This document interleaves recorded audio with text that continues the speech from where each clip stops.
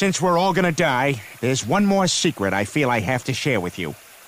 I did not care for The Godfather. What? Did not care for The Godfather. How can you even say that, Dad? Didn't like it. Anyway, I've formally trained martial arts for 15 years of my life, but according to my comment sections in my recent Gojo video, the comments being from mostly teenagers or faceless accounts without any content, I don't know how to punch. So I figured this would be the perfect opportunity to explain how I take martial arts, cosplay, videography, and all those different mediums and make something unique, while also discussing the combo that Gojo did from Jujutsu Kaisen 0. For a quick background, my primary focus for a lot of the years has been Taekwondo, but I did 2 or 3 styles of Taekwondo as well as Hapkido, small circle Jiu-Jitsu, 4 or 5 styles of Karate, and a few other martial arts for small periods of time as well. And I was lucky because most of my instructors understood that other styles existed and that their style wasn't the only style to understand or to be successful. On top of that, I worked in physical therapy, so I constantly studied the human body, and I also took up learning martial arts tricking for fun.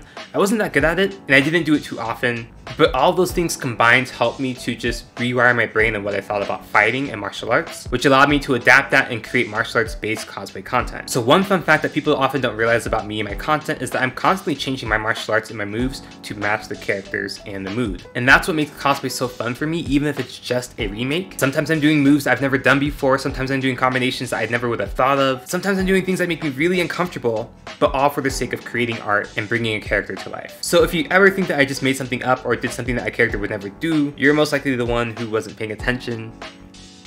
I do try to be fairly diligent in how I represent each character and make them stand out from each other cosplay. Bringing me to point number 1, I didn't make up this combination that came straight from Jujutsu Kaisen 0. Not to be an anime snob / know-it-all, but a lot of people seem to think that Gojo doesn't have hands, and I would encourage you to rewatch Jujutsu Kaisen 0 or read the JJK manga. The same goes for my recent Itadori video. I didn't just make this combination up, I didn't just accidentally reference summoning Mahoraga. That was a double fist strike that Itadori used against Mahito. I think a really cool thing about JJK is that the fight scenes will reference multiple things ranging from Buddhism to actual martial arts to just mundane everyday things and basic physics. Point number 2, this was filmed at like 5 AM when I had been cosplaying for about 10 hours. So I was rushing trying to get all my shots done before the sun rose, and I lost my lighting setup. As you can imagine, I was really tired, and TLDR, I was just a guy. I'm just a guy. And I essentially learned this combination within minutes. At the time, I couldn't tell what kind of hand techniques Gojo was doing, partly due to the smear frames. Are his hands open? Are they closed? What specific strikes are he doing? I did manage to find the specific video that showed both Gojo and a reference video, but it was still a reference and not a one-to-one recreation. And since things didn't fully align, I just compromised. And I left it at the first 2 techniques being open hand slaps. And then I just chain punched the rest of the time, making the overall movement and feel of Gojo, also taking note of that downward strike that he does, but not necessarily making a perfect one-to-one remake. It was definitely much easier and quicker to make everything punches rather than slap, punch, while also staying on beat, while also avoiding punching my lights, while also not getting tired. But again, it wasn't out of character for Gojo, I wasn't just making things up. These were all direct references to the anime as well as real martial arts techniques. And people love to comment that Gojo only uses open hand techniques to prevent his hands from breaking. And again, speaking as a martial artist, that is a bit of an oversimplification, because again, this is anime, fiction, referencing real life fiction, which is referencing real life martial arts. So obviously real life physics don't apply to Gojo because punching Miguel's face won't break his hands. He's punched much harder objects. But yes, he was technically mimicking the foundations of Wing Chun from Ip Man. But he still also does close hand techniques or punches to Miguel's body. And again, it was 5 AM. So have I seen this specific video before? Yes, multiple times. Did I forget it existed? Yes. Oh well. It would have been useful if I did remember that video existed when I was actually trying to figure out what techniques he was using. I can say a common pattern that I see as a content creator is that a lot of the criticisms I get are dripping with the Dunning-Kruger effect and just missing a lot of nuance and understanding of the actual craft. So on top of anime versus cosplay versus real life and how those things kind of mesh together, my third point is that there's often going to be a need for translation or a transition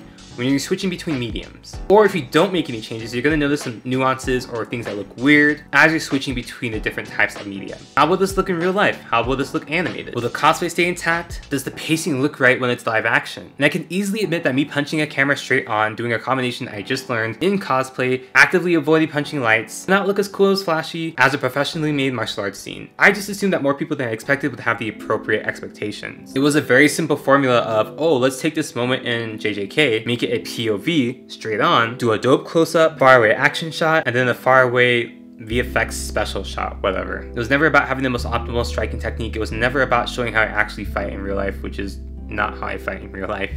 But that is the internet. With that being said, here are some other details that I had in mind with my recent content. For the Gojo video, I specifically shot in a low frame rate to mimic the smear frames that they created in JJK0. So it wasn't just to look cool and look like I was going quickly, I was actually just slightly mimicking the overall aesthetic. I also made the lighting fairly dark to represent it being nighttime. In Itadori's video, I made things a bit brighter and had a more warm tone to also reference the scene as well. An example of a change that I made, or a translation that I made from anime to real life in cosplay, is that I purposely changed Itadori's kick in those final shots. Itadori's kick is chambered for more of a downward stomp going to the lower part of Mahito, but I chambered my kick for more of a side kick going for the head or chest level. And I did that for 2 reasons. Number one, since I was filming at only one camera angle, an accurately targeted kick made it look like I didn't actually know how to kick. It looked like I just couldn't bring my leg up. So I decided to aim for the lens of the camera or right above it, and that way it just looked better. And because I did train martial arts for over 15 years of my life, not only do I have some genetics issues, I have 15 years of injuries as well, which means when I do martial arts, I'm more at risk for having really bad injuries. So it's safer for me to open up my hips and chamber in a side kick position rather than more closed hip position, especially with the risk of tripping on carpet, accidentally kicking things, messing up. But ironically, not a single person commented on my kicking technique, which was extremely obvious that it was different than the actual show,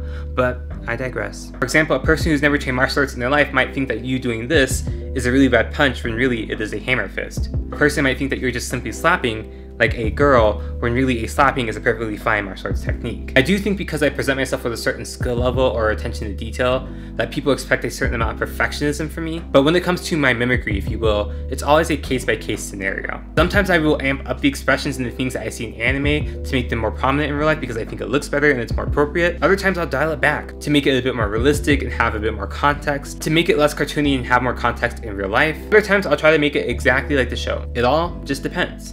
And that same mindset is applied to when I am recreating backgrounds, recreating VFX, or even deciding how I want my cosplays to look. But for me, balancing all of these aspects, learning new things, pushing my body, that is the joy of content creation and cosplay.